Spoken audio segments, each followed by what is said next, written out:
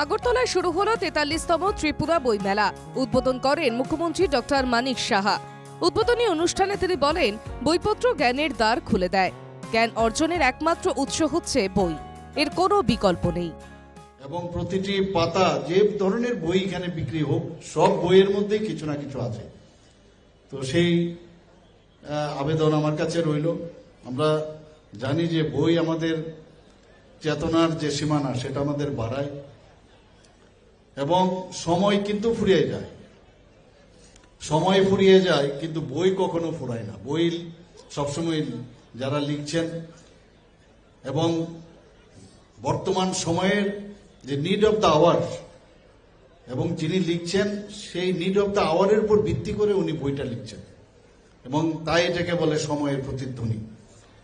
এবং তাতে করে আমরা এই বই মেলাতে আমরা সবাই বলি যে মনন ও মেধার একটা উৎসব। আমরা আমাদের বইয়ের মধ্যে আমাদের কৃষ্টি, সংস্কৃতি, পরম্পরা সেটাকে আমরা ভুলতে দেইনি। মুখ্যমন্ত্রী আরো বলেন, সরকারি পৃষ্ঠপোষকতায় শুধুমাত্র ত্রিপুরা রাজ্যে অনুষ্ঠিত হয় বইমেলা।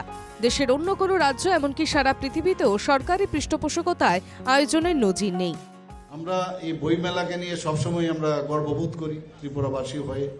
এবং শুধু আমার মনে হয় একমাত্র আমি ভারতবর্ষে না, পৃথিবীর কোথাও আমার জানা নেই যে সরকারি পৃষ্ঠপোষকতায় এই ধরনের বই মেলা কিন্তু অনুষ্ঠিত হয়। ভারতবর্ষে হয় কিনা আমি জানি না, মানে শুনিনি। পৃথিবীতেও কোথাও হয় কিনা আমার জানা নেই। একমাত্র ত্রিপুরাতেই আমরা এই তথ্য সংস্কৃতি দপ্তর অর্থাৎ আমাদের এই ত্রিপুরা গভর্নমেন্টের পৃষ্ঠপোষকতায় এই ধরনের একটা অনুষ্ঠান এখানে হয়ে থাকে। রাজ্যবাসীকে বইমেলায় আসার আহ্বান জানান মুখ্যমন্ত্রী ডক্টর মানিক সাহা।